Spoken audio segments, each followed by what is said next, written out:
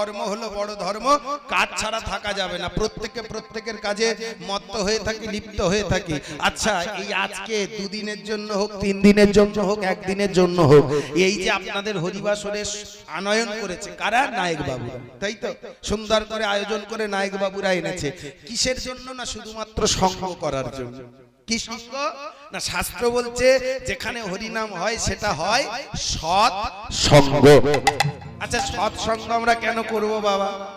আমরা অসৎসঙ্গ করলেও তো চলতে পারতাম, ফিরতে পারতাম, ঘুরতে পারতাম, খেতে পারতাম। যারা অসৎসঙ্গ করে তারা কি বেঁচে নাই? বেঁচে আছে কিনা? যারা অসতের পথে আছে তারাও বেঁচে আছে। তাহলে আমরা বেকার সৎসঙ্গ করে আমাদের লাভটা কি হবে? বেকার সৎসঙ্গ করে তো কোনো লাভ নেই। শাস্ত্র বলছে সৎসঙ্গে স্বর্গে বাস, অসৎসঙ্গে নরক বাস। কোনোদিন দেখেছেন সৎসঙ্গে স্বর্গে বাস হতে? যে খুব সৎ ছিল সে মারা গেছে, দেখেছেন তাকে স্বর্গে যেতে? দেখেননি না? হরি বল। ভক্তমণ্ডলী, ভক্তিমতী মায়েরা, এই যে মৃত্যু রহস্য, এটা বড় রহস্য।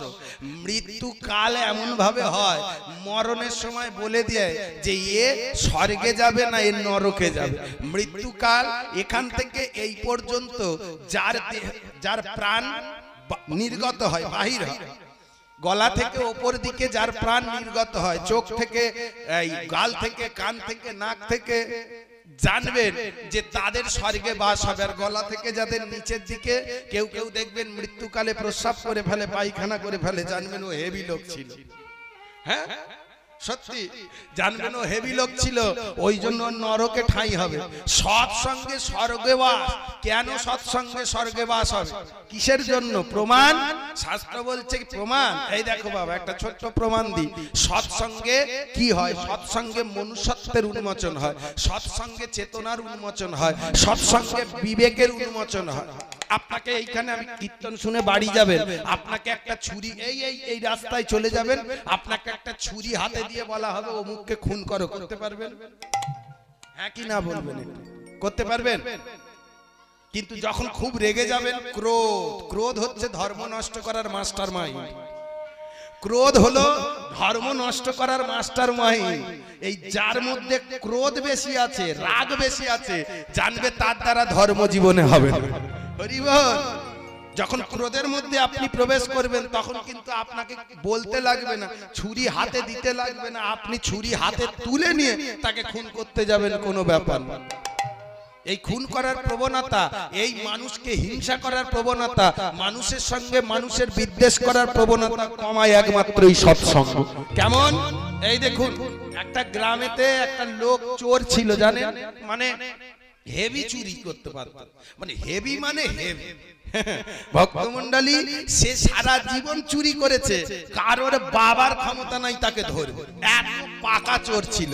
এখন তার একটা ছেলে হয়েছে, ছেলেটাকে ডেকে বলে, এই খোকা, এই এদিকে শোন, ওখানে গ্যাট হয়ে বসিনি, এটা খেতে দিয়েছে, এদিকে এই শোন খোকা, আমি তোর বাবা তো, তুই আমার ছেলে তো, আমি যা বলবো তুই তাই শুনবি তো? আচ্ছা, এক কাজ করবি, আমার মতো তুই চুরি করবি। যেমন বাপ তার তেমন ছেলে। কি গো, বাবা মা যেমন হবে ছেলে পুলে তো তেমন হবে। আর বাবা মা যদি ছেলে পুলেদের সুশিক্ষায় শিক্ষিত না করতে পারে, তাহলে ছেলে পুলে সুশিক্ষায় শিক্ষিত হবে না। এই দেখো, ছেলে পুলে জ্ঞানী হতে গেলে বাবা মার একটা কাজ আছে, ছেলে পুলেদের জ্ঞানী করার জন্য সৎ পথে চালনা করতে হবে। বাবা মা যদি ছেলে পুলেদের ঠিকঠাক পথে চালনা না করতে পারে, তাহলে ছেলে আকাট মূর্খ হবে। বলে কেন? আমার ছেলে বিএ পাস করেছে, আমার ছেলে কি জ্ঞানী হয়নি? বলেন না, ছেলে বিএ পাস করলে ছেলে জ্ঞানী হবে। কোথায় বলেছে? কোথায় দেখেছো? ছেলে বিএ পাস করলে ছেলে শিক্ষিত হবে, কিন্তু ছেলে বিএ পাস করলে ছেলে জ্ঞানী হবে না। প্রেম সে বলুন নিতাই গৌর হরি বল। জ্ঞানী হতে গেলে কি চাই? জ্ঞানী হতে গেলে আধ্যাত্মিকতা চাই। জ্ঞানী হতে গেলে এই দেখো, এই জ্ঞান চাই, বৈরাগ্য চাই, তাই না? এই কারণে দেখবেন স্বামী বিবেকানন্দ তৎকালীন যুগে বিএ পাস করেও একটা আকাট মূর্খ, মানে যাকে বলা হয় একদম গণ্ড মূর্খ, রামকৃষ্ণ পরমহংসদেবের চরণ ধরেছিল। বলুন, রামকৃষ্ণ পরমহংসদেবের লেখাপড়া কত? বিএ পাস করেছিল, এমএসসি করেছিল, এমকম করেছিল, এমডি করেছিল, এমবিবিএস পড়েছিল? না, আকাট মূর্খ, কথায় কথায় শালা বলতো। কি তবু তার পায়ে গিয়ে ধরেছে কে না স্বামী বিবেকানন্দ। গিয়ে কি বলেছে, আমায় জ্ঞান দাও, আমার বিবেক দাও, আমার বৈরাগ্য দাও। তুমি তো বিয়ে পাস করে বসে আছে, তোমার জ্ঞান নেই, তোমার বিবেক নেই, তোমার বৈরাগ্য নেই, বলে এসব কিছু নেই। এসব পাওয়ার জন্যই তো আমি রামকৃষ্ণ পরমহংসদেবের চরণ ধরেছি। এই কারণে বলে ছেলে পুলেদের আগে মানুষ করো, মানুষ যদি না করতে পারো তাহলে সব আকাট মূর্খ বাঁদর তৈরি হবে, তাই না? হরি বল। এই কারণে শাস্ত্রকার বলছে মানববৃত্তি পশুবৃত্তি করিছে পালন। মানব জাতি পশুর মতো আচরণ করছে, কেন জানেন? কারণ তাদের মধ্যে জ্ঞানই নাই, শুধু শিক্ষিত হয়েছে, টাকা ইনকাম করার মেশিন তৈরি হয়েছে। আমরা ছেলে মানুষ করি কেন, আমরা মেয়ে মানুষ করি কেন? বুড়ো বয়সে আমাদের দেখবে তাই ছেলে পুলে মানুষ করছি। বলুন, স্বার্থ ছাড়া কেউ কোনো কাজ করে? স্বার্থ ছাড়া বন্ধু বান্ধব কাছে আসে না, তাই তো? স্বার্থ ছাড়া এই দুনিয়ায় কেউ চলে না। আমি আমার বাবা মাকে ভালোবাসি কেন? ভয়। কিসের ভয়? না নরকে যেতে হবে বাবা মাকে না দেখে। আর বাবা মা ছেলে পুলেদের ভালোবাসে ভয়। কিসের ভয়? না ছেলে যদি বুড়ো বয়সে খেতে না দেয়। কি বুড়ো বয়সে আমি যাব কোথায়? প্রত্যেকের স্বার্থ নিয়ে চলছে, কিন্তু মাঝখানের কাজটাই আর করতে পারলাম না। মানববৃত্তি পশুবৃত্তি করিছে পালন। মানব জাতি পশুর মতো আচরণ করছে, কেন জানেন? আমাদের বাবা মার কাছে আমরা সে শিক্ষাই পাইনি যে ঈশ্বর পরম কৃষ্ণ সচ্চিদানন্দ বিগ্রহ অনাদিরাদি গোবিন্দ সর্বকারণের কারণময়, একবার তার চরণ ভজন করে, এটা শেখাই না মা বাবা। এই যে আমাদের পাড়ায় আমি দেখি একাদশীর দিনে বাবা আর মা একাদশী করেছে। সেই মেয়েটা, একটা মেয়ে বা ছেলে আছে, আমি যদি বলি ও কাকি তুমি তো একাদশী করেছো, কি ও বৌদি তুমি তো একাদশী করেছো, দাদাও তো করেছে, মেয়েটাকে একটু করতে বলে না? বলে ও বড় হলে তবে তো করবে। কিন্তু বাবা কচি বয়সে ভজন সাধন, বুড়ো বয়সে ভজনে বাধায় গন্ডগোল।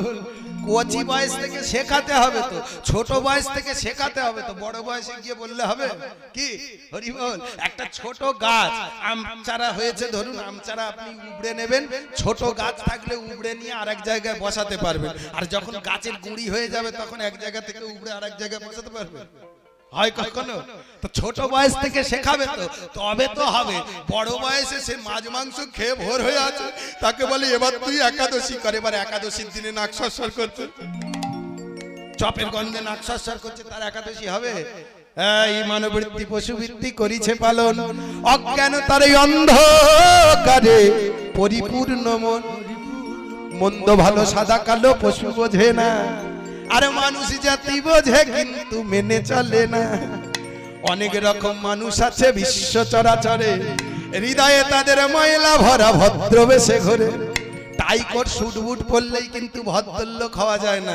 যদি হওয়া যেত তাহলে ভারতবর্ষের সংবিধানে ধুতি পাঞ্জাবিকে কোনোদিন জাতীয় পোশাক করতো না। প্রেম সে বলুন নিতাই গৌর হরি বল। অনেক রকম মানুষ আছে বিশ্ব চরাচরে, হৃদয়ে তাদের ময়লা ভরা ভদ্রবেশে ঘোরে। ভদ্রবেশে ঘুরলে তাদের মানুষ বলে না, মানুষ হতে লাগে শুধু জ্ঞানের চেতনা। সৎ ব্যক্তি গরিব হয়ে রাস্তায় রাস্তায় ঘোরে, অসৎ ব্যক্তির দিনে দিনে টাকা যাচ্ছে বেড়ে। যে সৎ পথে ইনকাম করে তার রেশনের চাল ভরসা, আর যে অসৎ পথে ইনকাম করে দেখবে তার ঘরে মিনিকেট চালের বস্তা পড়েছে। বাঁদরে আদরে বেশি হচ্ছে সারা দেশে, সেই বাঁদরে গুলো বাবা মারে সেবা ভুলে দেখো কুকুর ভালোবাসে। ভক্তমন্ডলী ভক্তিমতী মায়েরা, ছেলে কুকুর ভালোবাসতে শুধু বাবা আমার দোষে। বাবা মা ছোটবেলা থেকে শিখিয়েছে যে কুকুরই আমাদের আসল ভগবান, ওই জন্য শালা কুকুরের পেছনে দৌড়চ্ছে, মা বাপের পেছনে। ঠিকই করে, যেমন শিক্ষা তেমন কাজ। হ্যাঁ, অধম দীনদাসে বলে মানুষ পশুর ধর্ম ছাড়ো, মানুষ যদি হতে চাও আগে মানুষের পায়ে ধরো। জীবে প্রেম করে যেই জন সেই জন সেবিছে ঈশ্বর। ভালোবাসতে শিখেছি, হ্যাঁ, শুধু বউটাকে দিন রাত আই লাভ ইউ বললে ভালোবাসা হইলো? ভালোবাসতে জানতে হয়। হ্যাঁ, ভা শব্দে কি বলে ভাব, র শব্দে রস, ত শব্দে তাল। ভারতবর্ষ ভাব রস তাল মিলে ভালোবাসার জন্ম হয়েছে বলে ভারতবর্ষে মুনি ঋষিরা গড় গড় করে জন্ম নিয়েছে। বুঝতে পেরেছো বাবা? ভালোবাসা শিখতে হয় বাবা, ভালোবাসা করতে হয়, ভালোবাসা চোকাচোকি হয়, ভালোবাসা বক্ষে বক্ষ দিলে বদনে বদন দিলে হয়, তাই না? চণ্ডীদাস বলেনি পি শব্দে পীড়ন করে ইন্দ্রিয়গণেরে, রি শব্দে রিপুভ্রষ্ট রাগে অনুরাগে, তি শব্দে তিতিল মোরে কৃষ্ণ গুণ গাহে, ইহাই প্রীতি দ্বিজ চণ্ডীদাসে ভনে, চণ্ডীদাসে ভনে। পীড়িত শিখতে হয়। ওই যে একটা গান আছে না, রেকর্ডে বাজে, পীড়িত করেলে করেলে ছেলে আর পাবি না। পীড়িত সময়ে আসে কখন? যৌবনে। বুড়োকালে প্রেম হয় না বাবা, যা আসে যৌবনে আসে। প্রেমটা যৌবন থেকে উপলব্ধি করতে হয়। বুড়ো খালে খালি ভালোবাসবো, কে করবে পছন্দ? তখন তো থোবড়া বিগড়ে গেছে, পছন্দ আর হয় বলো? বুড়ো বয়সে পীড়িত নয়, পীড়িত যৌবন কালে। যেমন বাবা তার তেমন ছেলে। খোকা তুই চুরি করা শিখবি, এমন চুরি করা শিখবি যেন কেউ না ধরতে পারে। খোকা বলে ঠিক আছে তাই হবে। তুমি বলেছো একটু শুধু প্র্যাকটিসটা করে দাও, হ্যাঁ আমি চোর হব।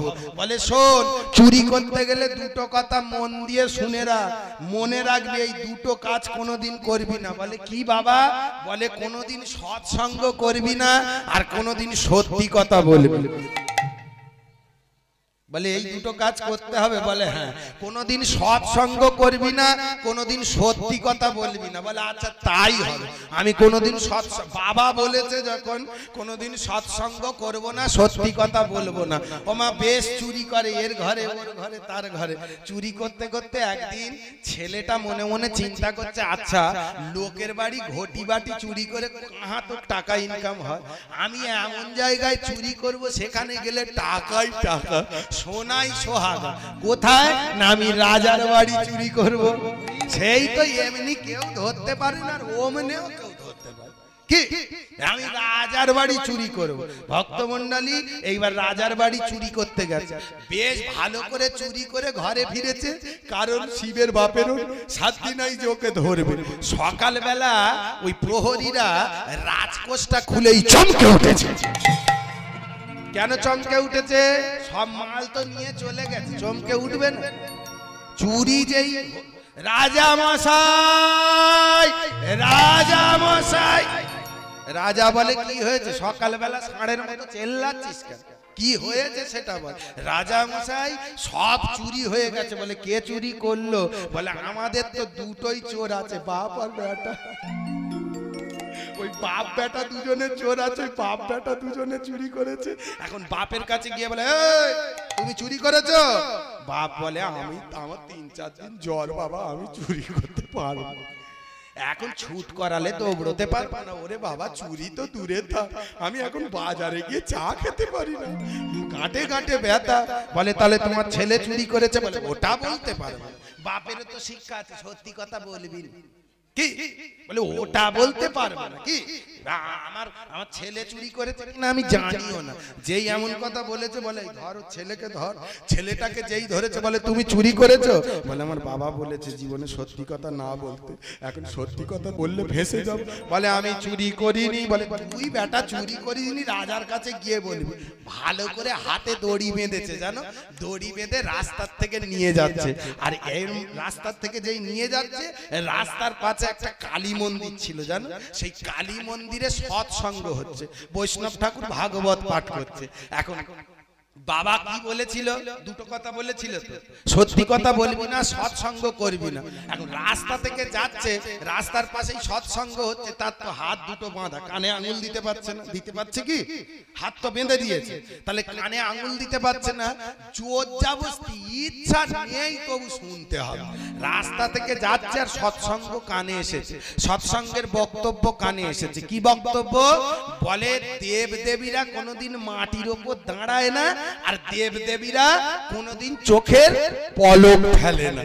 এই দুটো কথা শুনে ছেলেটা রাজার ঘরে গেছে। রাজার ঘরে গিয়ে বলছে রাজা মশাই আমাকে বেঁধে আনলেন কেন? বলে তুই চুরি করেছিস? তুমি দেখেছো আমি চুরি করেছি? বলে না। তুমি দেখনি যখন কি করে শিওর হচ্ছ যে আমি চুরি করেছি? প্রমাণ আছে তোমার কাছে? আমি চুরি করেছি তবে মুড়ি খেয়ে শুয়ে পড়, প্রমাণ নাই তো, তাহলে কিসের জন্য আমাকে বেঁধে আনা হলো? বলে তুই একে নিয়ে যা, নিয়ে গিয়ে 3rd ডিগ্রি দে তো, ভালো করে পিটবি যতক্ষণ না স্বীকার করে। একে যতই মারে এ বলে আমার বাপ বারণ করেছে। সত্যি কথা মোটে বলবো না, আমার বাবা বারণ করেছে, সত্যি আমি বলবো না আমি চুরি করিনি করিনি করিনি। এত মেরেছে, পিঠ থেকে রক্ত বার হচ্ছে, নাক থেকে রক্ত বার হচ্ছে, তবু বলে চুরি করিনি। মহামন্ত্রী রাজার কাছে গিয়ে বলছে, রাজা মশাই জানেন মনে হয় সত্যি সত্যি চুরি করেনি, জানেন না তো এত মারছে তবু কই একবারও বলে না যে চুরি করেছি। বলে আচ্ছা মহামন্ত্রী, চোর ধরার তোমার অন্য কোনো কৌশল জানা আছে? হ্যাঁ, চোর ধরার অন্য কোনো কৌশল জানা আছে কি তোমার? বলে একটা কৌশল জানা আছে। বলে কি কৌশল? না আমাদের পাড়ায় একটা পতিতা আছে। পতিতা মানে জানেন না? পতিতা কাকে বলে জানেন না? হ্যাঁ, যাদের বেশি বেশি আশা তাদের কি বলে? হরিবল। বলে আমাদের গ্রামে একটা পতিতা আছে, ওই পতিতা কত চোর ধরেছে আর এই চোর ধরতে পারবে না। বলে হ্যাঁ রে, শেষকালে চোর ধরার জন্য পতিতার হাতে ধরবো? বলে ধরো না, কোন কাজ ছোট? বলো বাবা এ দুনিয়ায় কোন কাজ ছোট? এই দেখুন কাঠ থেকে দেশলাই তৈরি হয়, সেই দেশলাইয়ের কি শক্তি নাই ওই গাছকে জ্বালিয়ে দেবা? তাহলে দেশলাইয়ের দাম আছে তো। হরিবল। পাখিতে পিমড়ে খায়, আচ্ছা পাখিটা মরে গেলে পিমড়ে পাখিতে খায় না? খায় তো। তাহলে এ সংসারে সকলের দাম আছে, কীর্তনিয়ারও দাম আছে, শ্রোতারও দাম আছে, এ দুনিয়ায় মুচিরও দাম আছে, মেথরেরও দাম আছে, এ দুনিয়ায় নাপিতেরও দাম আছে, ব্রাহ্মণেরও দাম আছে, এ দুনিয়ায় বৈষ্ণবেরও দাম আছে, এ দুনিয়ায় ভক্তেরও দাম আছে, এ দুনিয়ায় সবকিছুর প্রয়োজন আছে, মূল্য আছে। তা পতিতা বলে অবহেলা করছেন কেন? দেখবেন ওই কাজটা সুসম্পন্ন করেছে। এখন পতিতাকে যেই ডেকেছে না, বলে তুমি চোর ধরতে পারবে? বলে এ তো আমার বাঁ হাতের খেল, কত বলে কি করে ধরবে? বলে একটা কাজ করুন মহারাজ। কি না, একটু কালি এনে দেন। বলে কালি দিয়ে চোর ধরে? আমি লাঠি দিয়ে চোর ধরতে শুনেছি, আমি পুলিশ দিয়ে চোর ধরতে শুনেছি, কালি দিয়ে লোকে চোর ধরে? বলে কালিটা নিয়ে আসুন, তার চোর ধরার ক্যাপাসিটি আমি শিখিয়ে দিচ্ছি। কালি যেই নিয়ে এসেছে সর্বাঙ্গে মেখে নিয়েছে, মেখে নিয়ে একদম কালো হয়ে গেছে, জানো একটা জিভ তৈরি করেছে, লাল জিভ ঠোঁটে দিয়েছে, এই পাটাসি পড়েছে, এইবার দেখো সেই হাত পড়েছে, মুন্ড মালা পড়েছে, পড়ে মা কালী সেজেছে। কেন বলো দেখি? চোরেদের কোন দেবী বেশি পছন্দের দেবী বলো? তাহলে পাটি চোরেদের দেবী, বলো সাধুদের।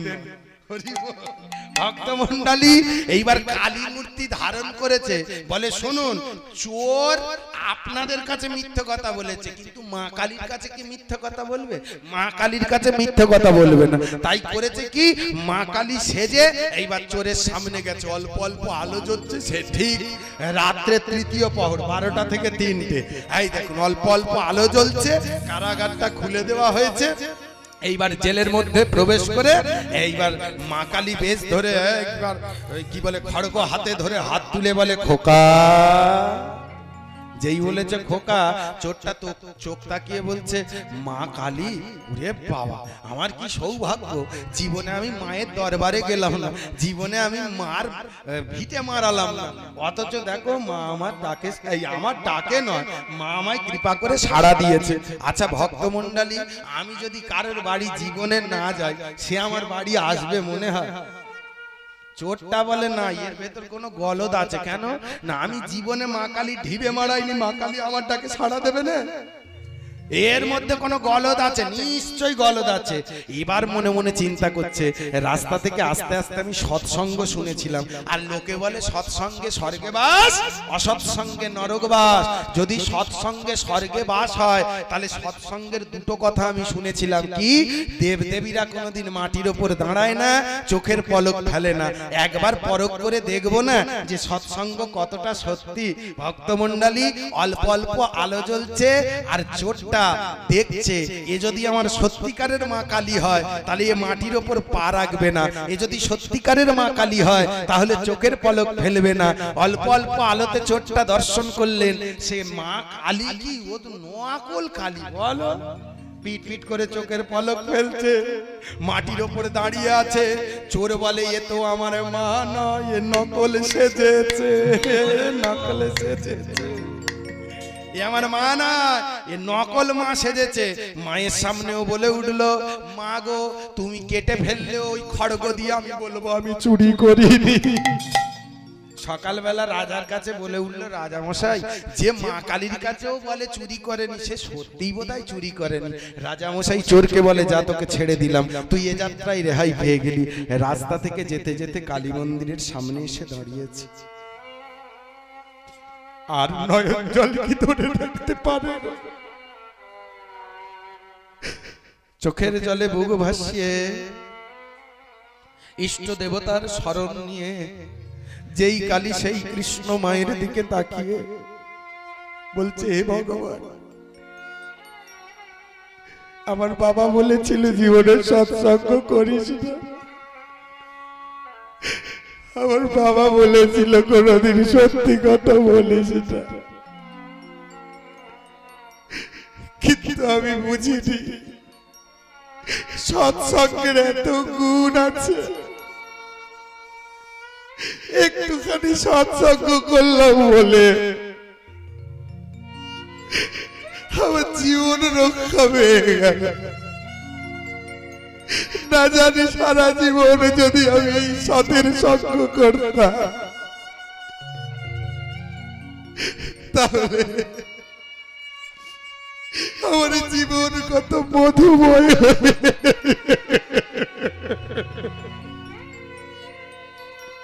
কত পবিত্র।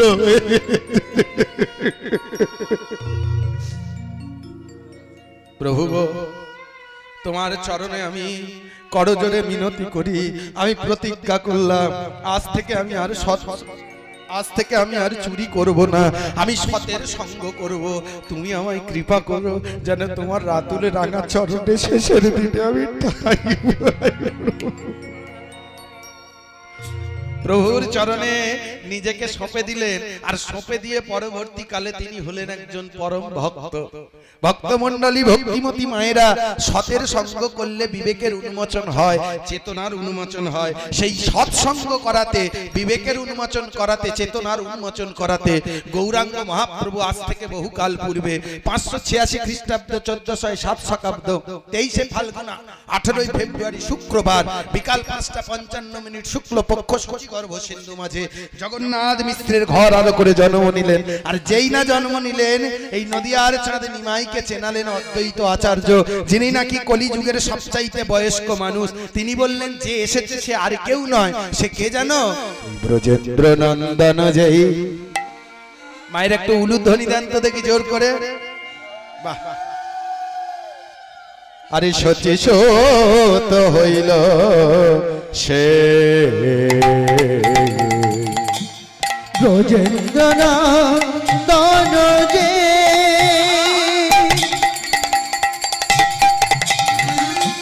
সতী সত হইল সে। আরে ব্রজেন্দ্র নন্দন যে, সচি সত হইল সে। ব্রজেন্দ্র নন্দন যে, সতী সত হইল সে। ওই বলরাম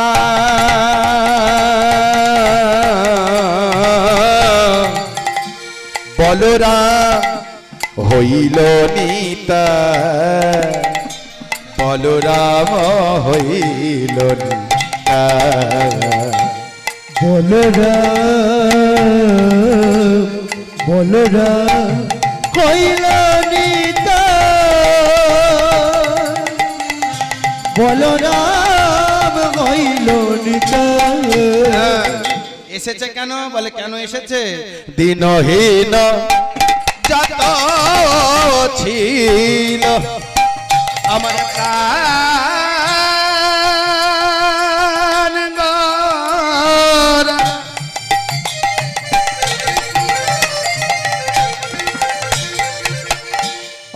প্রাণ গোরা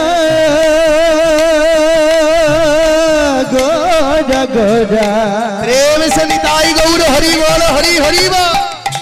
আমার প্রাণ গোরা প্রাণ গোরা ওই দিনহীন যত ছিল মধুর হরি নামে উদ্ধারিল। দিনহীন যত ছিল মধুর হরি নামে উদ্ধারিল। শুধু এমন কথা বললে হবে, সাক্ষী কারা বলো? দিনহীন উদ্ধার করেছে এমন সাক্ষী দেখাও। বলে সাক্ষী দেখতে পাচ্ছ না? তারে সাক্ষী জগায়ার মাধা, তারে সাক্ষী জগায়ার মাধা, তবে সাক্ষী জগায়ার উলুধ্বনি মায়েরা উলুধ্বনি, তারে সাক্ষী জগায়ার মাধা, তারে সাক্ষী জগায়ার মাধা, তারে সাক্ষী জগায়ার মাধা। ও তাই ভজ ভজ আমার নিতাই ভজ, ওই ভজ ভজ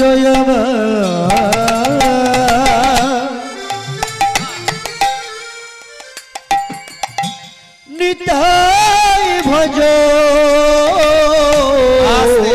আচ্ছা নিতাই কেন ভজবো? বলে নিতাই হলো জগৎগুরু নিত্যানন্দ। তাই তো আমাদের বারোয়ারি মামাকে বলতে পারবে? বারোয়ারি মামাকে? হ্যাঁ তোরও মামা, তোরও মামা, তোর বাপেরও মামা। আচ্ছা বারোয়ারি বাবাকে? ভোলে বাবা। আর বারোয়ারি গুরুকে? গুরু ছাড়ি গোবিন্দ ভজে সে পাপী নরক মাঝে। বারোয়ারি গুরু হচ্ছে শ্রীপাদ নিত্যানন্দ প্রভু। তাই বলছে আগে গুরুচরণ আশ্রয় করো, নিতাই ভজলে কি হবে? ওই না ভজ ভজ আরে বা নিতাই ভজ ভজ ভজ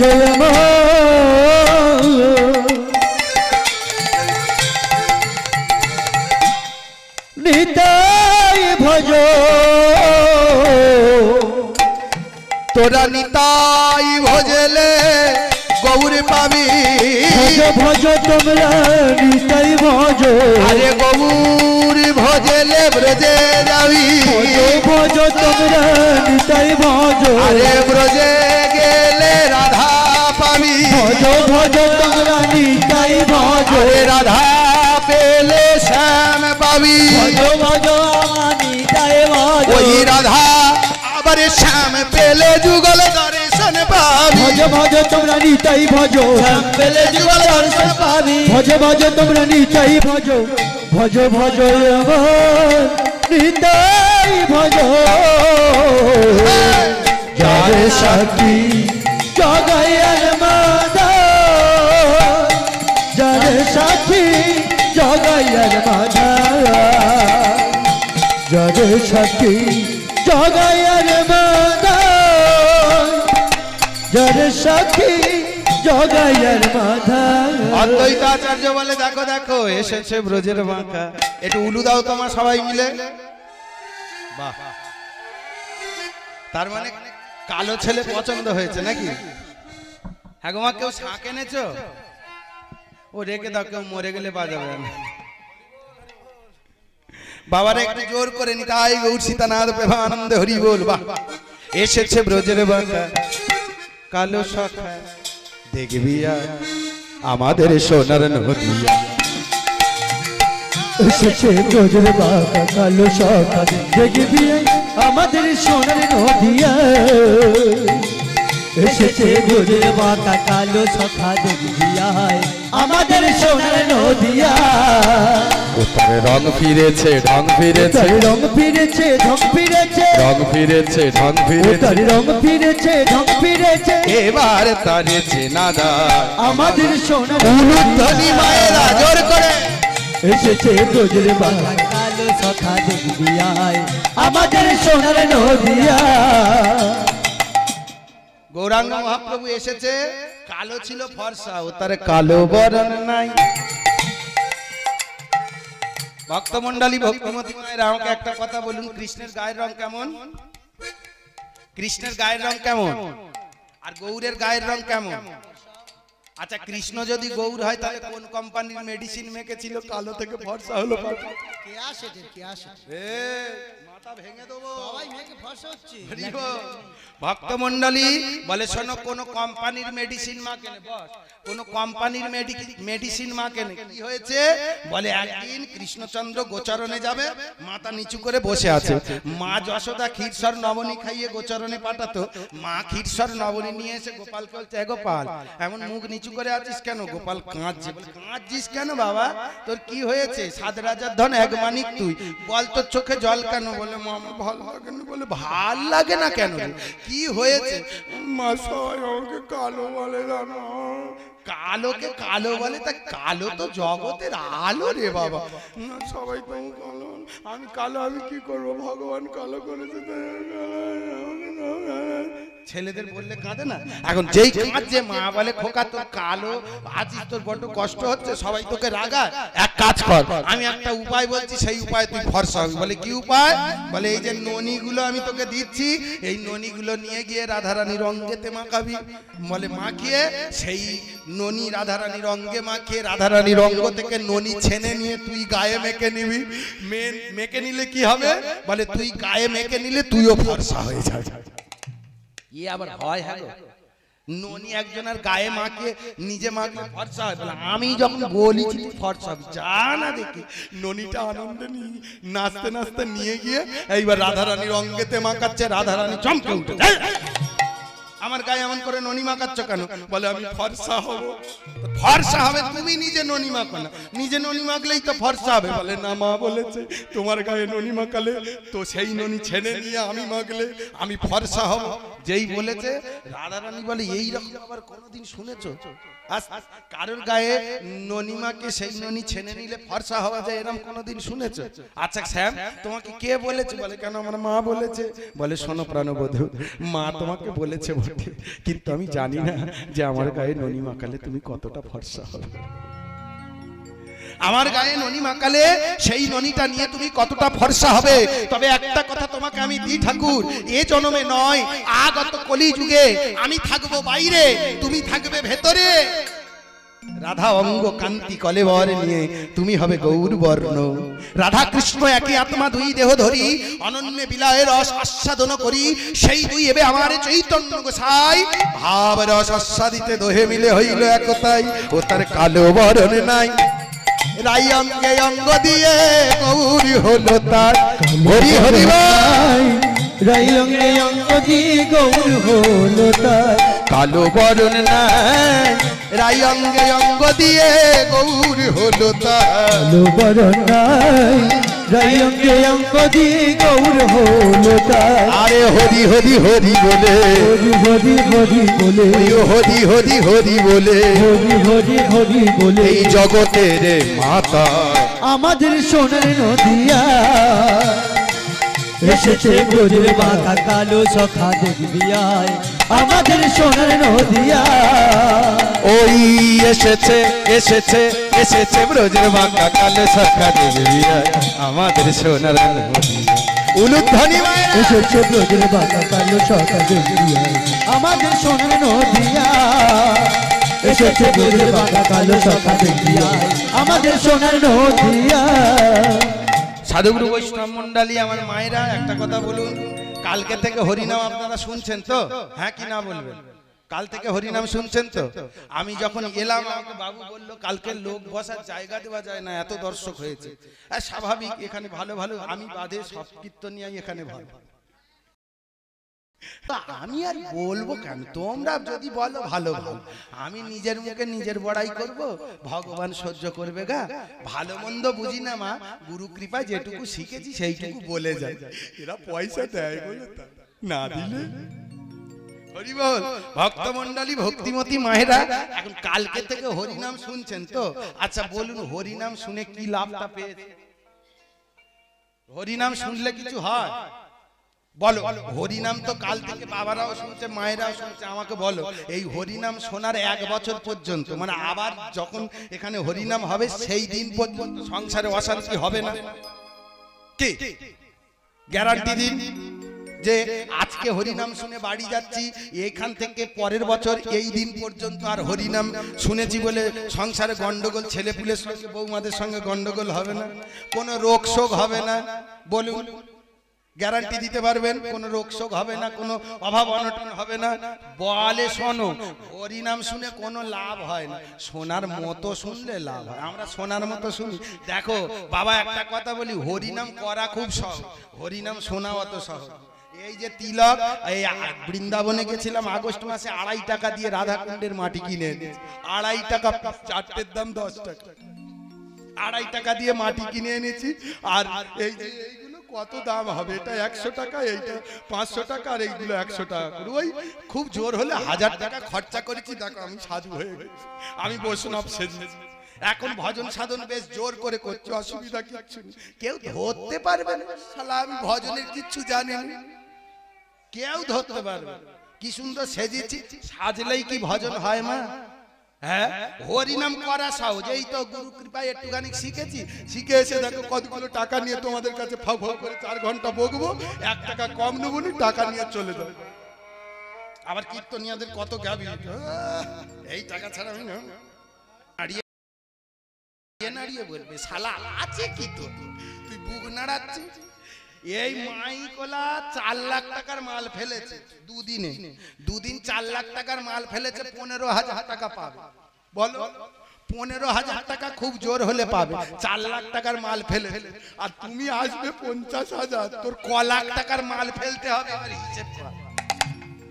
হ্যাঁ, ক লাখ টাকার মাল ফেললে তবে 50,000 নিতে পারবি, হিসেব কর ভক্তমন্ডলী। আর আমরাও দেখো সে চালাক লোক বোকা হয়ে যাচ্ছে। 50,000 বাবু নাও, তুমি এসো। কেন? বাবু আসলে এই প্রচুর লোক হবে, লোক দেখিয়ে কি হবে? বাপ মা যখন বেঁচে ছিল পাতে জল দিলি, আর মরে গেলে ছাদ্য করে লাভ আছে? হ্যাঁ ভক্তমন্ডলী, ভক্তিমতী মায়েরা, যাই হোক সেটা বড় কথা নয়। আগে বলো হরিনাম শুনে কি হয়? তোমরা যে এত যত্ন করে হরিনাম শুনতে এসেছো, শোনো বলি মা, হরিনাম করা খুব সহজ, কিন্তু শোনা অত সহজ। হরিনাম শুনতে গেলে কিছু নিয়ম কানুন পালন করতে হয়। যেমন হরিনাম শুনতে গেলে, এই দেখো, হরিনাম শোনার 1 মাস আগে আর হরিনাম শোনার 1 মাস পরে নিরামিষ খেতে হয়। বলো কজন খেয়েছে? আর খালি বললে হবে হরিনাম শুনে আমার কোমর কটকট করে। নিয়ম কজন পালন করেছে আগে আমাকে বলো। হরিনাম শোনার 1 মাস আগে আর 1 মাস পরে নিরামিষ কে খেয়েছে? বলো। বলে বাবা কেউ খায়নি। হ্যাঁ, আমরা খেয়ে ফেলতো। বলো মা, সারা জীবন খেয়ে ফেল হয়ে যায়। শালা খাচ্ছি আর এমআর বাঙ্গুর কলকাতা মেডিকেল ভেলোরে জায়গা দেওয়া যায় না, এত লোকের চাপ। আমি আমার একটা তামিলনাড়ুতে আমার একটা গান ছিল, তামিলনাড়ুতে ভেলোরে একটা ইয়ে আছে, ওই কি বলে, মেদিনীপুরের একটা লোক ওই ইয়ে করেছে, কি বলে, হোটেল করেছে। তার হোটেলে প্রত্যেক বছর গান হয়। তো আমি একপালা গানের জন্য গেছিলাম তামিলনাড়ু, ভেলোর সিএমসি হসপিটালে একদম সামনাসামনি। ওইখানে একটা গানের জন্য গেছিলাম। ওমা গিয়ে দেখি সে লোক কি ঠিক ঠিক করছিল। এত লোক, সব বাংলাদেশের লোক আর এই কি বলে আমাদের পশ্চিমবঙ্গের লোক, বেশি বেশি বাংলাদেশ আর পশ্চিমবঙ্গের লোক সব এসে ডাক্তার দেখাচ্ছে। তাই জম্মের খাওয়া খেলে আর ডাক্তার দেখাতে হবে না। হরিবল, খাবারও কিছু নিয়ম আছে, যে নিয়মগুলো মেনে আমাদের খেতে হয়। আমরা খেতে জানি না। কি এই যে এই কালকে একাদশী গেল, বলো তো দেখি, এই একাদশীর পরের দিন আজকে দ্বাদশী, তো কি খেতে নেই? বলো কি খেতে নেই? বলে বাবা ওই সব কে আর জানে, বলো দেখি। শোনো মা, একটা নিয়ম করে খেও, বেনিয়মে খেলেই পেটে শুল হয়। হ্যাঁ, শাস্ত্রের কথা, আমার কথা না। শোনো, এই আমাদের কদিনে 1 মাস, 30 দিনের এদিকে 15 অমাবস্যা 15 আর পূর্ণিমা 15 30 দিন দুদিকে দুটো একাদশী তাই তো আচ্ছা এই 30 দিনের 15 দিন কি কি খেতে নেই প্রতিপদ থেকে পূর্ণিমা বা প্রতিপদ থেকে অমাবস্যা শুনে নাও জানি কেউ মনে রাখবে না আর পালনও করবে না তবু বলে যাই পয়সা নিয়েছি যখন কি হ্যাঁ প্রতিপদে কি খেতে নেই প্রতিপদে কুমড়ো খেতে নেই কুমড়ো খেলে কি হয় প্রতিপদে কুমড়ো খেলে বলবো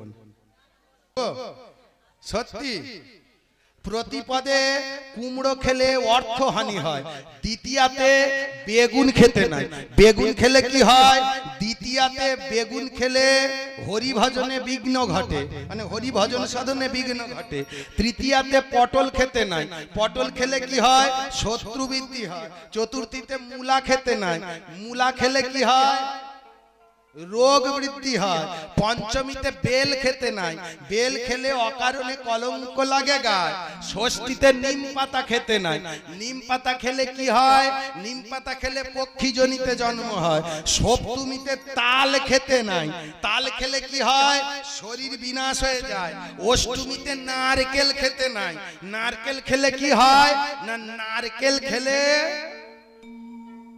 গো মাংস খেলে যে পাপ হয় নারকেল খেলে অষ্টমীর দিনে সেই পাপ হয় গরুর মাংস খেলে যে পাপ হয় হিন্দু সনাতন ধর্মের মানুষের আর ওই অষ্টমীর দিনে নারকেল খেলে তাই হয় কিন্তু দেখো আমরা হিন্দু সনাতন ধর্মের বইয়েরা দুর্গা অষ্টমীর দিনে কাবলি ছোলা করছি নারকেল ভালো করে কুচি করে বেটে দিচ্ছি কি দিচ্ছি না হ্যাঁ কি না বলো তা তুমি যদি ওই অষ্টমীর দিনে নারকেল খাও পাপ যদি তোমার গায়ে লাগে বললে হবে আমার অ্যাসিড হয়েছে ও তো হবার জিনিস ছিল নারকেল খেলে অ্যাসিড হবে না ভক্তমণ্ডলী নবমীর দিনে কি খেতে নাই নবমীতে লাউ খেতে নাই লাউ খেলে মূর্খতা প্রাপ্ত হয় দশমীর দিনে কলমি শাক খেতে নাই কলমি শাক খেলে গোহত্যার পাপ লাগে গায় একাদশীতে শিম খেতে নাই বলে সব সবজি চচ্চড়ি করে খাও কি একাদশী আমি একাদশী করি সব সবজি 4টি শিম ফেলে চচ্চড়ি করেছি বলে এটা খাবো তুই বেঁচে শুনে খা হ্যাঁ আচ্ছা শিম খেলে মহা পাপে লিপ্ত হয় দ্বাদশীর দিনে পুঁই শাক খেতে নাই হ্যাঁ পুঁই শাক খেলে কি হয় না পুঁই শাক ও মা এই যে এদিকে তাকা বলে দ্বাদশীর দিনে কি খেতে নেই তাহলে গল্প করতে করতে শুনেছো দ্বাদশীর দিনে পুঁই শাক খেতে নাই পুঁই শাক খেলে ব্রহ্ম হত্যার পাপ লাগে গায় ত্রয়োদশীর দিনে বেগুন খেতে নাই বেগুন খেলে পুত্রহানি হয় চতুর্দশীর দিন মাছ কলাই খেতে নাই মাছ কলাই খেলে শরীর বিনাশ হয়ে যায় রাতের বেলা তিতো খেতে নাই রাতের বেলা শাক খেতে নাই রাতের বেলা টক খেতে নাই বলো বিয়ে বাড়ি যাও তো তোমরা যাও তো কে কে বিয়ে বাড়ি যায় না একটু হাত তোলো তো দেখি সবাই যায় আর বিয়ে বাড়ি রাতের বেলা পাতে যে লেবু দেয় সেগুলো কি করো হাতে করে চলে আসো লেবুগুলো কি করো খাওয়া হয় রাতে তো টক খেতে না লেবুগুলো খাচ্ছ হরিব ভক্তমণ্ডলী ভক্তিমতী মায়েরা রাতের বেলা তিতো খেতে নাই টক খেতে নাই আর শাক খেতে নাই আচ্ছা আর একটা নিয়ম পূর্ণিমা অমাবস্যা একাদশী মাছ মাংস ডিম ভুলেও খেওনি মা জীবন শেষ হয়ে যাবে সংসারে লক্ষ্মী থাকবে না আর যদি দুধের মধ্যে লবণ দিয়ে খান তাহলে চির দরিদ্রতা আপনার লাভ হয়ে যাবে সারা জীবন ইনকাম করবেন ভিখিরির হালে থাকবেন জীবনে বাড়ি গাড়ি বাঁধতে পারবেন কেন দুধের মধ্যে যদি লবণ দিয়ে খান এখন আমরা খাওয়ার নিয়ম জানি না খালি খেয়েই খাচ্ছি আর ভেলোরে যাচ্ছি শোনো মা বলি একটা কথা আগে খাওয়ার নিয়ম জানতে হবে নিয়ম জেনে পরিশুদ্ধ হতে হবে তারপর ভজন করতে হবে ভজনের নিয়ম জানতে হবে ভজন কাকে বলে আমরা বলি ভজন করো খালি বলি ভজন করো ভজন কাকে বলে বলুন ভজন এই যে রাধে রাধে জপা করো এই কৃষ্ণ বলে বাহু তুলে এগুলো ভজন না ভজন শব্দের অর্থ কি ভক্তি ভরে নিরজনে সত্যের সন্ধান করার নামই হলো ভজন ভক্তি ভরে নিরজনে সত্যের সন্ধান করা হচ্ছে ভজন সত্য মিন্স সত্য মানে ভগবান। আমাদের এই 14 তলা বিল্ডিং এর সবচাইতে উপর তলার বিল্ডিংটার নাম হচ্ছে সত্য। হ্যাঁ, ভূভূর্বস্বা মহাজন তপসত্য। আর নিচে অতল বিতল সুতল মহাতল তলাতল রসাতল পাতাল, নিচের 7টা উপরের 7টা মিলে হলো 14 তলা। এই 14 তলা বিল্ডিং এর উপরে আছে সত্য অর্থাৎ ভগবান। আগে সেই সত্যের খোঁজ করো। ভজন এমনিতে হয় না, শুধু সেজে ঝোলা নিলাম রাস্তাঘাটে হরে কৃষ্ণ করছি এটা ভজন, এটা ভজন নয়, এটা দেখাবার ভজন। ভজন শাস্ত্র বলল 3 জায়গায় করতে হয়, শুনে না। সেই 3টে জায়গা কি কি? মনে, বনে আর কোণে। কোথায় কোথায় বললাম? মনে, বনে, কোণে। একবারও কিন্তু শাস্ত্র বলেনি যে ভজন করতে তোমাকে বেগুন কিনতে কিনতে ভজন করা যায়, পটল কিনতে কিনতে ভজন করা যায়, রাস্তায় ঘুরতে ঘুরতে ভজন করা যায়। বেগুন কিনতে কিনতে করা যায়, সেটার নাম ভজন নয়। ভজন অভ্যন্তরীণ জিনিস, আগম নিগম বেদসার। কলিযুগে অভিশাপ নাকি কারোর গায়ে লাগে না। একজন অভিশাপ আর একজনকে দিলে গায়ে লাগে না। কে বলেছে গায়ে লাগে না? গায়ে লাগে যদি তার আগম নিগমের মাঝখানে পড়ে যায়। নিঃশ্বাস প্রশ্বাস, নিঃশ্বাস প্রশ্বাস বলে দেয় তুমি কতটা শুদ্ধ, তুমি কতটা অশুদ্ধ। আমাদের 24 ঘন্টায় একদিন, তাই তো বাবা? 24 ঘন্টায় একদিন, 8 ঘন্টা করে 3 বার ভাগ করুন, আর 3 আষ্টে 24। 8 ঘন্টা এক ডান নাক থেকে নিঃশ্বাস প্রবাহিত হয়, 8 ঘন্টা বাঁ নাক থেকে, আর 8 ঘন্টা হয় দুটো একসঙ্গে, মানে দুটো নাক থেকে একসঙ্গে। ওই উভয় নাসিকা হইতে যখন প্রবাহমান বাতাস বাহির হয় আর উপর দিকে ঊর্ধ্বগামী হয়, নিম্নগামী হয়, এই ঊর্ধ্ব নিম্নের মাঝখানে যদি সে ক্রোধান্বিত হয়ে কাউকে অভিশাপ দেয়, তাহলে জানবেন যাকে অভিশাপ দিল সে ধ্বংস হয়ে যাবে। প্রেম সে বলুন নিতাই গৌর হরি বল। ভক্তমণ্ডলী ভক্তিমতী মায়েরা, তাহলে ভালো করে লক্ষ্য করুন, ভজন করতে গেলে কি করতে হয়? হ্যাঁ, ওপর দিকে সত্যের সন্ধান করতে গেলে কি করতে হয়? ওপর দিকে সত্যের সন্ধান করতে গেলে মনে, বনে, কোণে 3 জায়গায় ভজন করতে হয়। রাস্তায় ভজন না, ওটাকে বলা হয় নাম। আমি নাম যেখানে সেখানে করতে পারি। পথ চলিতে আর বলিতে তোমরা গাহো গাহো কৃষ্ণ নাম, তাই না? নাম আপনি যেখানে সেখানে করতে পারেন। রাস্তা চলতে, পায়খানা করতে করতে, প্রস্রাব করতে করতে, খেতে খেতে আপনি করে যান, অসুবিধা কিচ্ছু নেই। তাই তো মহাজন বললেন পথ চলিতে আরে বলিতে, পথ চলিতে আরে বলিতে, পথ চলিতে আর বলিতে তোমরা গাহো গাহো কৃষ্ণ নাম, হরি নাম, মধুর নাম। তোমরা গাহো গাহো কৃষ্ণ নাম, মধুর নাম, হরির নাম। গাহো গাহো কৃষ্ণ নাম, হরি নাম, মধুর নাম। তোমরা গাহো গাহো কৃষ্ণ নাম, মধুর নাম, হরির নাম। পথ চলিতে আরে বলিতে, পথ চলিতে আর বলিতে, পথ চলিতে আরে বলিতে, পথ চলিতে আর বলিতে।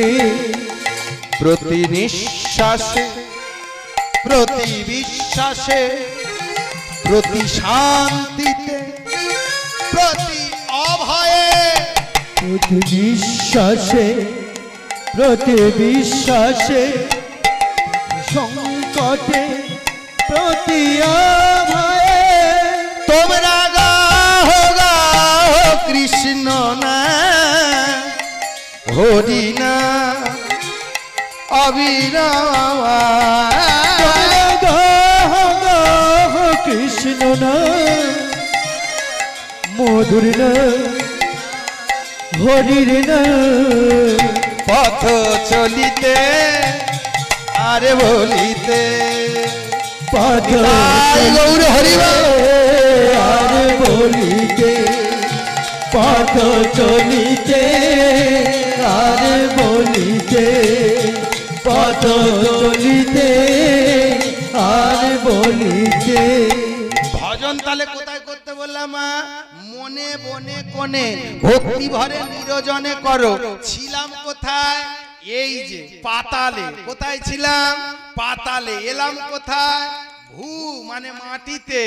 এইবার দেখুন ভজন কয় প্রকার জানেন?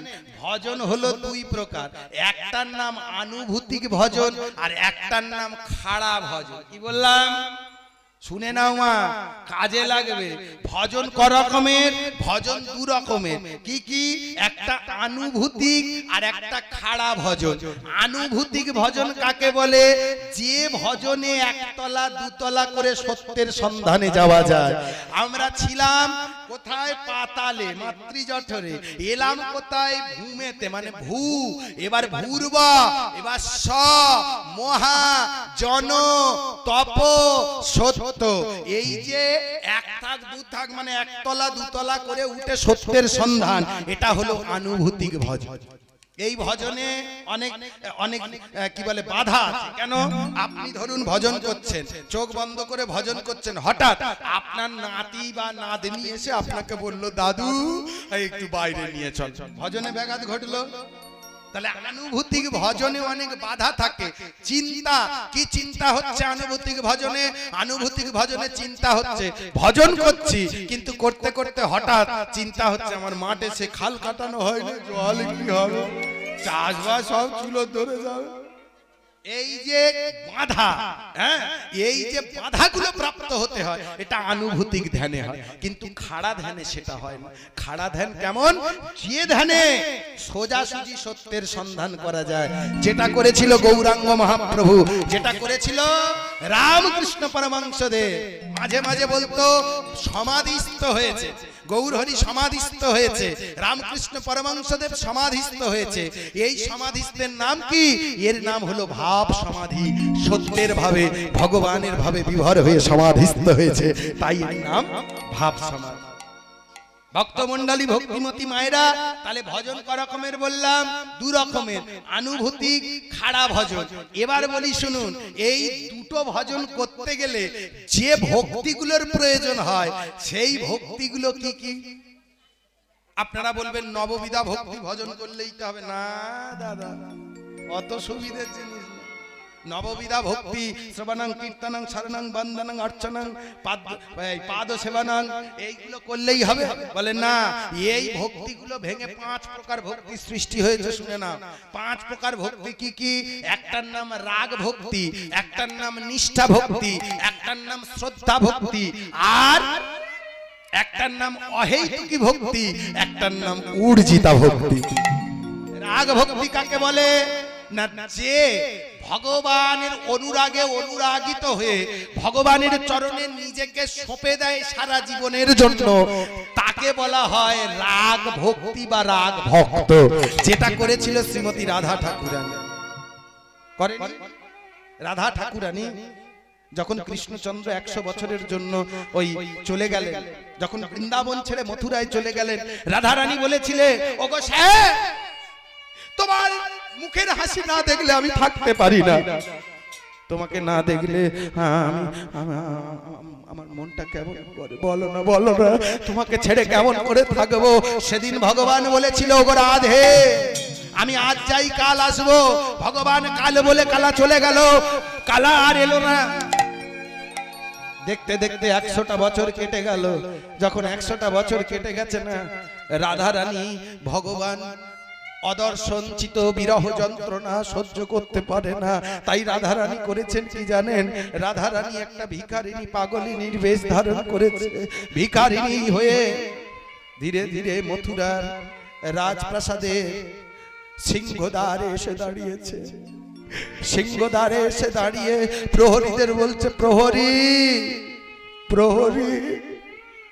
প্রহরীরা বলে উঠল, কে তুমি? আমি একজন ভিখারিনী, আমি একজন কাঙালিনী। কেন এসেছো জানো? আমি কতদিন হয়ে গেল কিছু খাইনি গো, কারণ আমার কাছে কোনো কাজ নেই।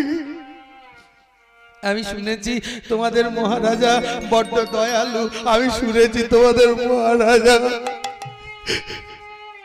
খুব ভালো মানুষ। তোমাদের মহারাজাকে বলে আমাকে একটা কাজ দিতে পারো? রাধা রানী কাজ করার বাসনা কেন জন্মেছিল জানেন?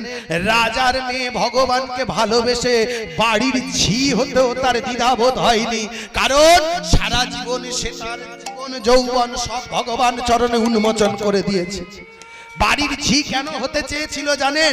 মনে মনে চিন্তা করলেন রাধা রানী, আমি যদি বাড়ির ঝি হই তাহলে বাড়ির কাজ করব, আর বাড়ির যখন কাজ করব যে থালাটা ভগবান আহার করেছে সেই থালাটা আমি মাজতে পারবো, যে রাস্তা থেকে ভগবান হেঁটে গেছে সেই রাস্তা আমি মুছতে পারবো, সেই ধুলোর মধ্যে আমি ভগবানের পদচিহ্ন দেখব, থালার মধ্যে ভগবানের হাতের পরশ অনুভব করব, যে আসনে বসে থাকে সেই আসনটা যখন মুছবো তখন সেই আসনে ভগবানের পরশ, এইটা আমি অনুভব করব। বলো না তোমার রাজা মশাইকে, গিয়ে একবার বলো না যেন তোমার রাজা মশাই আমাকে একটা কাজ দেয়। ছুটতে ছুটতে প্রহরী রাজা মশাইয়ের কাছে গেছে। ভগবান কি জানে না কে এসেছে? তিনি পরম কৃষ্ণ, বিশ্ব ব্রহ্মাণ্ডের মালিক, যেখানে যা হচ্ছে পাতা নড়লেও তার ইশারায় হচ্ছে। তিনি কি জানেন না দুয়ারে কে এসেছে? প্রহরীকে বললে, প্রহরী কেন এসেছো? প্রহরী বলে উঠল, রাজা মশাই কেন এসেছি জানেন? দ্বারেতে একটা সিংহদ্বারে একটা ভিখারিনী দাঁড়িয়ে আছে, সেই ভিখারিনী বলছে তার একটা কাজ চাই। কৃষ্ণ বলে, দাও দাও, দিয়ে দাও তাকে কাজ। গিয়ে বলো বাড়ির ঝিয়ের কাজ করতে হবে। রাধা রানীকে গিয়ে প্রহরীরা বলেছে তুমি ঝিয়ের কাজ করবে? আচ্ছা, রাজা মশাই অনুমতি দিয়েছে। রাধা রানী আনন্দে উৎফুল্ল হয়ে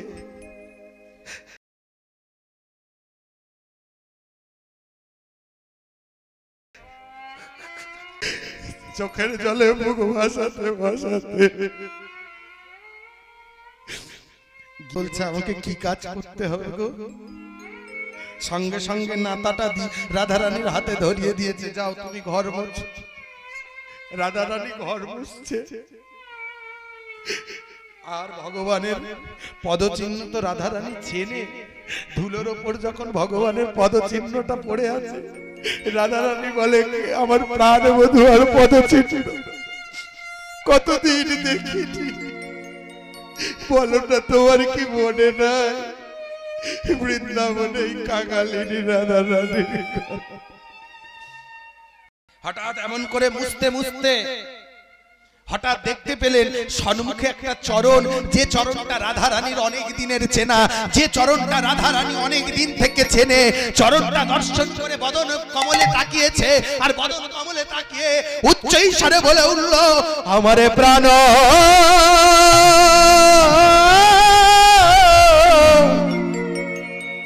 প্রাণনা, আমার প্রাণ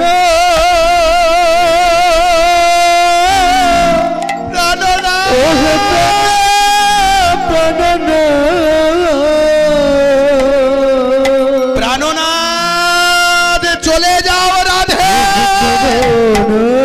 চলে যাও, এই মথুরা ছেড়ে তুমি চলে যাও রাধে, মথুরায় থেকো না, চলে যাও, চলে যাও। তোমার কি মনে পড়ে না ঠাকুর? মনে কি পড়ে না গো আমাকে একবার? সেই যে চলে এলে তোমার কি আমার কথা মনে পড়ে না? যেই বলেছে তোমার কথা মনে পড়ে না, কৃষ্ণ বলে প্রতিনিয়ত তোমার কথা মনে পড়ে, তাই তো আমি তোমাকে না দেখে থাকতে চাই। তোমাকে না দেখলে আমি রাজকার্য সমাধা করতে পারবো, কিন্তু প্রত্যেক দিন তোমার বদন কমলে তাকালে আমি রাজকার্য সমাধা করতে পারবো না। ওগো রাধে, যদি তুমি আমায় ভালোবেসে থাকো, সেই ভালোবাসার দিব্যি দিয়ে বলছি, যাও রাধে, তুমি বৃন্দাবন চলে যাও, তুমি চলে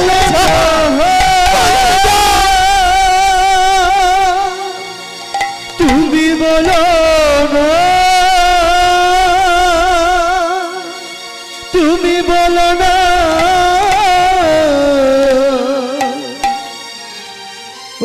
প্রভু গো। রাধা রানী বলে উঠল, বলে শোনো, তোমাকে ভালোবেসে 100 বছর না দেখেছিলাম, আমি তোমাকে ভালোবাসি, তাই তোমার ভালো মন্দ সবটাকেই আমি ভালোবাসি। তুমি যদি মনে করো আমি না থাকলে তুমি সুখে থাকবে, তোমাকে সুখ দেবার জন্য, তোমাকে আনন্দ দেবার জন্য, তোমাকে শান্তি দেবার জন্য ভগবান আমি তোমাকে ছেড়ে চলে গেলাম বৃন্দাবন, তবে যখন মনে পড়বে তখন একটু স্মরণ করো, আমি অবশ্যই তোমার এটাকে সাড়া দেব। ভগবানকে সুখ দেবার জন্য রাধা রানী সেদিন বৃন্দাবন চলে এসেছিল। তাই শাস্ত্রকার বলছে, বলে রাগ ভক্ত যদি কাউকে করতে হয়, রাধা রানী ছাড়া এ দুনিয়ায় আর কেউ এত অনুরাগের সহিত ভগবানকে ভালোবাসতেন। নিষ্ঠা ভক্ত, নিষ্ঠা ভক্তকে, নিষ্ঠা ভক্ততে ছিল হনুমান। হনুমান এত নিষ্ঠা ভরে ভগবানকে ডাকতো, এত নিষ্ঠা ভরে রাম ভজন সাধন করত। এই দেখুন, যখন রামচন্দ্র বনবাস ছেড়ে চলে এসেছে, সবাইকে উপহার দিয়েছে, হনুমানকে উপহার দিয়েছে। হনুমান সেই মুক্তোর মালাটা নিয়ে দেখছে, দেখতে দেখতে হঠাৎ ছিঁড়ে দিলেন। কেন ছিঁড়ে দিলেন? সেদিন লক্ষণ বলেছিল, দাদা বাঁদরের গলায় মুক্তোর মালা মানায়? বলে জানি মানায় না, তবু তুমি দিয়েছো, আমি নিয়েছি। ছিঁড়ে কেন দিলাম জানো? কারণ এতে কোথাও রাম নেই। বলে তোমার শরীরের ভেতর রাম আছে। সেদিন বুক ছিঁড়ে বলেছিল, দেখো রাম সীতা আমার বুকের মধ্যে আছে, ভূত আমার পেট, পত্নী এই কি বলে পেতনি আমার ঝি, রাম লক্ষণ বুকে আছে, এটা আমার কি? জয় রাম শ্রী রাম, জয় জয় রাম, জয় রাম শ্রী রাম, জয় জয় রাম, জয় রাম শ্রী রাম, জয় জয় রাম, জয় রাম শ্রী রাম, জয় জয় রাম, জয় রাম শ্রী রাম, জয় জয় রাম, জয় রাম শ্রী রাম, জয় জয় রাম। আচ্ছা বাবা, যদি একটু এই ভজনে যদি একটুখানি করতালি দেওয়া হয় তার খুব অসুবিধা হবে কি? হবে? মায়েদের হবে অসুবিধা? হরি বল। অসুবিধা যদি না হয় তাহলে একটু করতালি দেন, মায়েরা একটু উলুধ্বনি দেবেন জোর করে।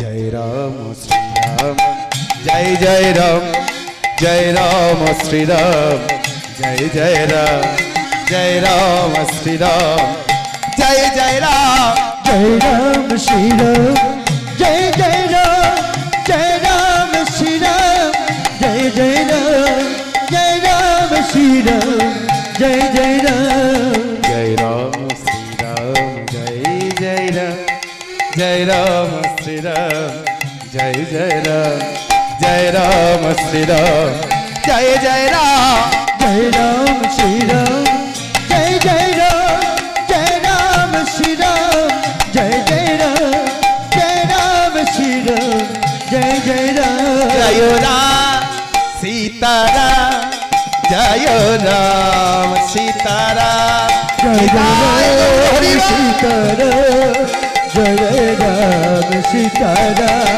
জয় জয় রাম সীতারাম, জয় জয় রাম সীতারাম, জয় জয় রাম সীতারাম, প্রেম সে নিতাই গৌর হরি বল।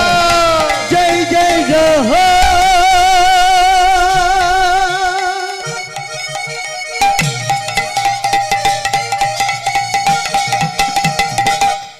সীতারাম,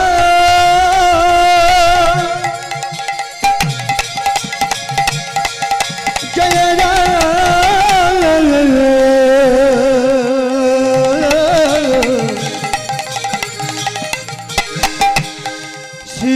সীতারাম, জয় রাম সীতারাম, জয় রাম সীতারাম, জয় জয় রাম জয় গৌর হরি বল। জয় জয় রাম সীতারাম, জয় জয় রাম সীতারাম, জয় জয় রাম সীতারাম।